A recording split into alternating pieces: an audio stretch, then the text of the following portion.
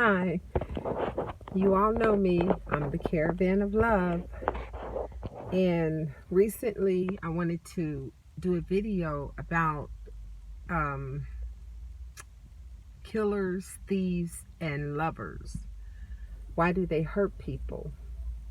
Well, first off, I believe that killers, or they all have something in common. They're searching for a void inside of them. But let me start by saying that killers and thieves, they really have something in common because they both are taking something that does not belong to them. And the killer is taking someone's life, and the thief is taking items that don't belong to them. And the reason why I want to talk about this is because I sincerely believe that if we did not have killers and thieves and lovers, heartbreakers, in other words, in this world, it would be a better place to live because the crime rate would go down and not many people would be suffering from broken hearts. So I want you to ask yourself today, I want you to ask yourself, where do this fit in with you? What does this matter to you about being a killer or thief or heartbreaker? Well, you need to ask yourself, have I ever done any of those things? Now, I know as a child, I remember stealing things and didn't understand why. I would take things that really I didn't even really want. I just made it a habit of just stealing, and I didn't know why I was doing it. But during my research, I've learned that there's a disease called kleptomania. Like I mentioned before to you guys, I'm not really into labels. I'm into life events. And that's why I want to share with you about things that I've gone through or things that I've observed from other people and just shared with you, because someone out there may be suffering from the same thing and just don't want to come forward. We're living in a time where people need to speak up and talk more about what they're going through. You don't have to always go to a therapist's office and talk in a dark room. Let the world know. And that's exactly what I'm doing.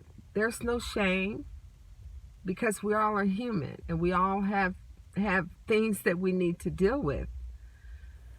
But as I was saying, kleptomania is a disease where you just take things and you don't really even need them. It's not even important to you. It's just trying to fill a void in your life.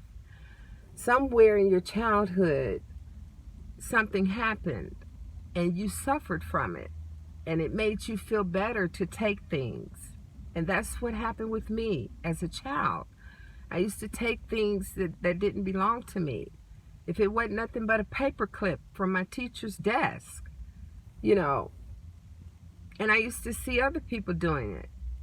And I knew very well that they did not need whatever that was they were stealing. They just felt better by taking it, trying to fill that void. Something happened to them in their childhood. Either they had faced some type of trauma, and that was the only way they knew to deal with it. Murderers out there in the world really need to be stopped. What's his name? He used to kill people and eat them. I think his name was Jeffrey Dahmer.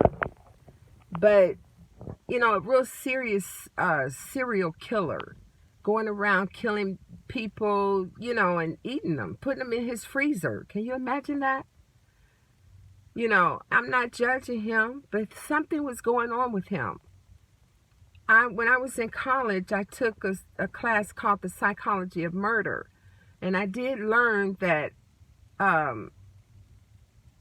the killers, they suffered some trauma growing up.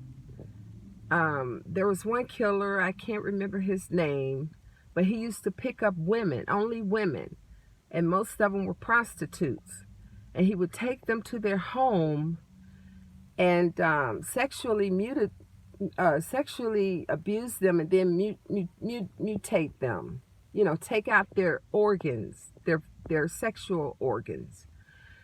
And the reason he did that was because when he was growing up, his mother, she used to bring men to their home.